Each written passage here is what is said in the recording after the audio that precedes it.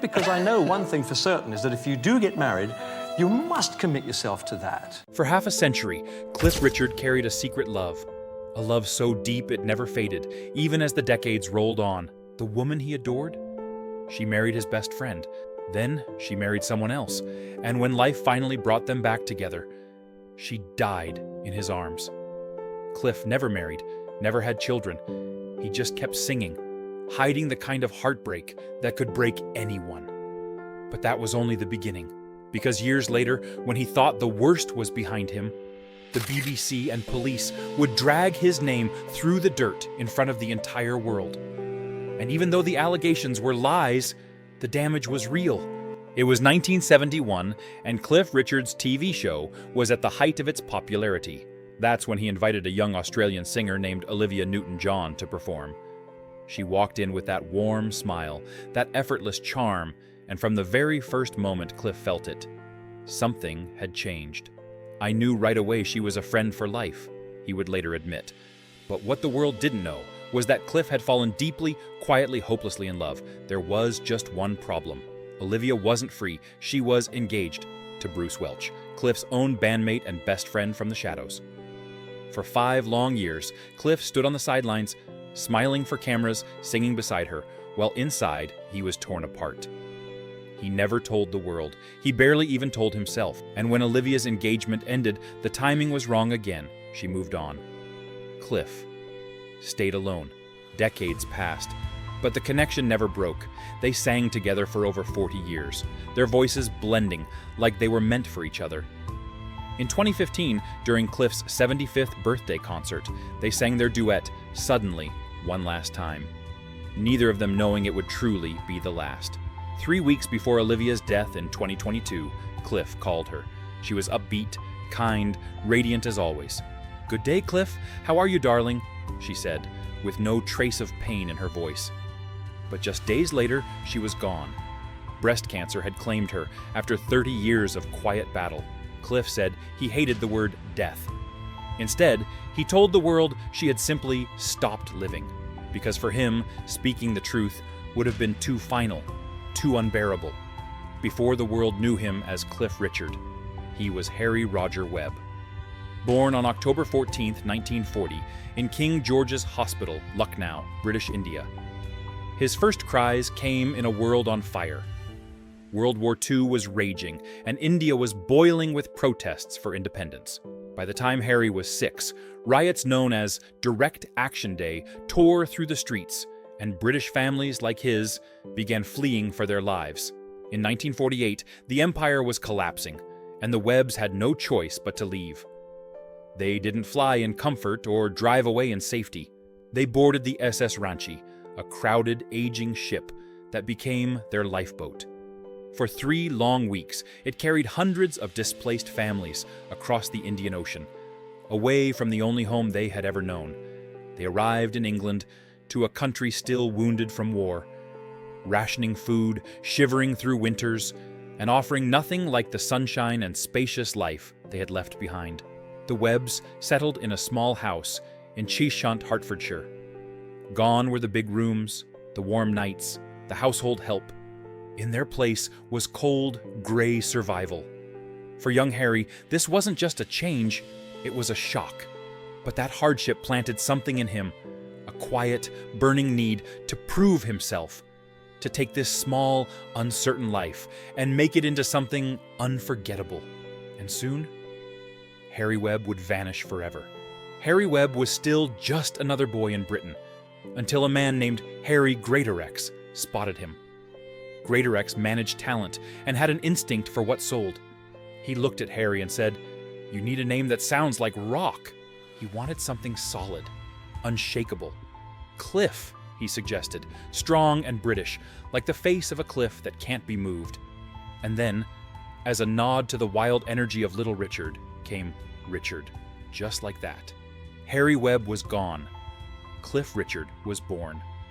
On August 29, 1958, his first major single, Move It, hit the airwaves. And it was like nothing Britain had ever heard. Raw, loud, rebellious. Not the polite pop everyone was used to, but something dangerous, something alive. Cliff was only 18. And yet, that record slammed into the UK charts at number 2, sending shockwaves across the country. For the first time, British teenagers had a rock star who wasn't copying America. He was making his own sound. Then came the frenzy. When Cliff went on tour later that year, Britain went wild. Girls screamed until they collapsed. Boys glared with jealousy. Security guards struggled to hold back swarming crowds. It was Elvis-level chaos.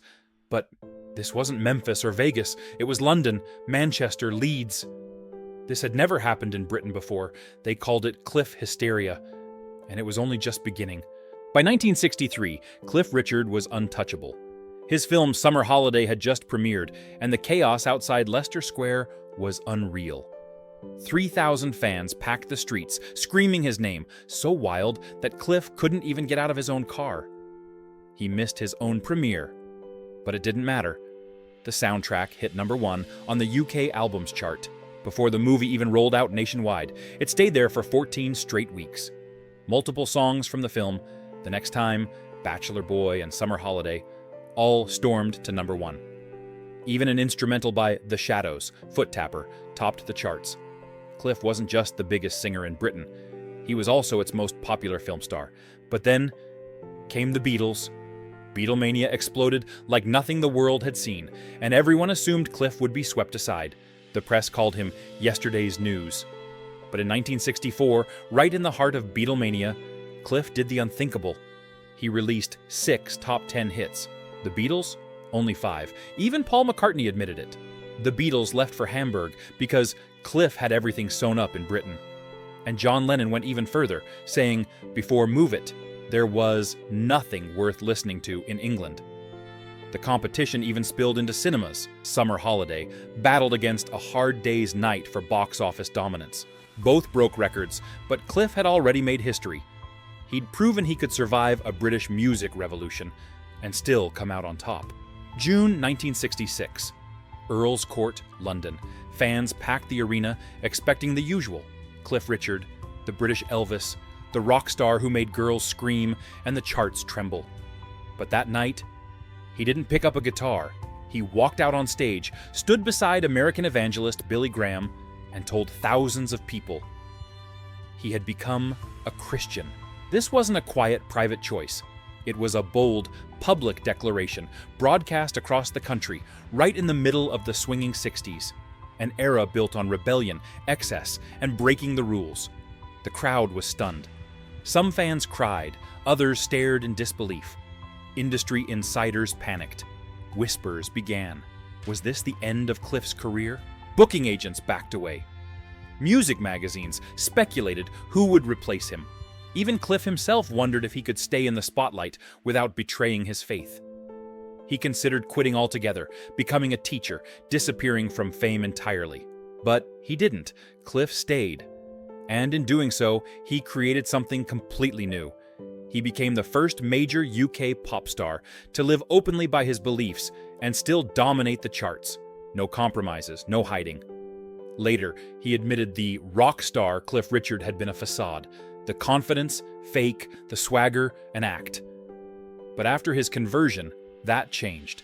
My confidence grew, he said. The pressure to play a role disappeared. I felt free to be real. And with that freedom, Cliff didn't fade. He got stronger. By the mid-1970s, it looked like the magic might finally be over. In 1975, for the first time in his career, Cliff Richard didn't have a single song in the charts. Critics were already writing his obituary in the music world. But Cliff wasn't finished, not even close. In April 1976, he came roaring back with Devil Woman. Dark, mysterious, edgy. The story of a psychic, a curse, and a stray cat. It wasn't just a hit, it was a statement. Cliff Richard could still shock you. The single hit number 9 in the UK, number 6 in the US, and sold over 2 million copies worldwide. And in a twist no one saw coming, the hard rock elite embraced him. Jimmy Page, Eric Clapton, even Elton John were spotted wearing I'm Nearly Famous badges, the name of his comeback album. Suddenly, Cliff wasn't just the clean-cut pop star from the 50s. He was a respected rock artist. Then came the late 1980s. While many of his contemporaries fell into cheesy, dated sounds, Cliff delivered Always Guaranteed in 1987. Sleek, modern, timeless. It went platinum, sold over 1.3 million copies, and stayed in the UK top 5 for 24 weeks. And then, Christmas 1988 happened. Mistletoe and Wine wasn't just another holiday single, it was a cultural moment. Recorded in the middle of summer, with tinsel draped over the mic, it went straight to #1, stayed there 4 weeks, and outsold U2, Kylie Minogue, and Phil Collins. By 2024, it was still making over $100,000 a year in royalties. Cliff had achieved what almost no artist could. He reinvented himself across decades, gaining respect from rock legends while still owning the pop charts. 1999 was supposed to be a victory lap for Cliff Richard. Instead, it turned into war with the very industry he had carried for decades. His new single, The Millennium Prayer, was simple. The Lord's Prayer sung over the melody of Auld Lang Syne. But the moment he tried to release it, the BBC shut the door in his face. Radio 2 refused to play it. They claimed it lacked broad appeal.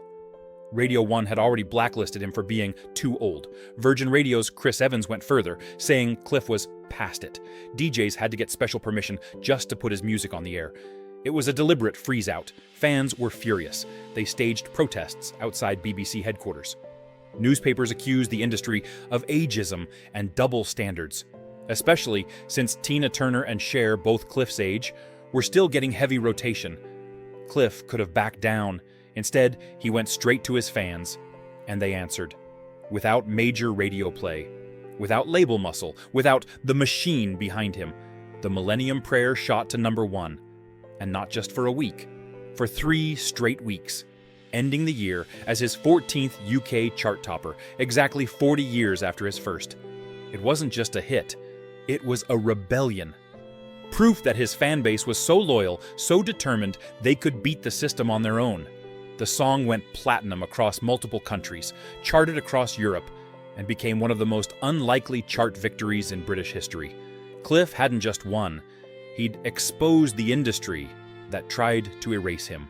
August 14th, 2014, Cliff Richard was at his home in Portugal, enjoying the quiet, when the television flashed an image that made his blood run cold. Live aerial footage showed helicopters circling his Berkshire property. On the ground, police were inside, going through his personal belongings. His first thought was primal. They look like burglars. But this wasn't a robbery. This was a coordinated police raid, and the BBC had been tipped off in advance. Internally, they even called it the money shot. They wanted spectacle, and they got it. The images spread worldwide within hours, from Britain to Australia. The accusation? A single claim from a man in his 40s, alleging Cliff had assaulted him at a Billy Graham rally in 1985. But his story fell apart almost instantly. The room he described didn't even exist at the time. Still, police pursued it for 22 months. Of headlines, 22 months of whispers. The toll was devastating. Cliff lost weight. He couldn't sleep. He developed shingles. He stopped feeling safe in his own home, saying it felt contaminated. And the humiliation didn't end there. The BBC submitted their raid footage for Scoop of the Year, while he was still under investigation. In court, Cliff broke down describing the damage. "I feel I've been smeared," he said. "Even though I've been cleared, people will always wonder." In 2018, he won his case. The judge ruled the BBC had violated his privacy in a serious, sensationalist way, setting a legal precedent that changed how British media could cover police investigations. But no court ruling could give him back those lost years, or erase the shadow the raid had left over his name. Cliff Richard's life reads like a novel, a story of love that never found its moment, of building an entire music scene from the ground up, of standing toe-to-toe with the Beatles, and of walking through fire when the world tried to burn his name. He's faced heartbreak that could have shattered him. He's been underestimated, written off, and publicly humiliated. He's been a target for the press, a victim of an accusation that collapsed under its own lies, and a survivor of one of the most brutal media ambushes in British history. And yet, he's still here. Through every era, the rock and roll birth in the 50s, the film stardom of the 60s, The reinventions of the 70s and 80s, the defiance of the 90s, and the battles of the 2000s. Cliff never truly disappeared. He adapted, he endured, he outlasted, because Cliff Richard is more than just a singer. He is proof that a career, a reputation, and a soul can survive the storms if you refuse to let them break you. And when history remembers him, it won't just be for the hits or the records. It will be for the fact that after everything, the love lost, the industry wars, the public betrayals, Cliff Richard is still standing.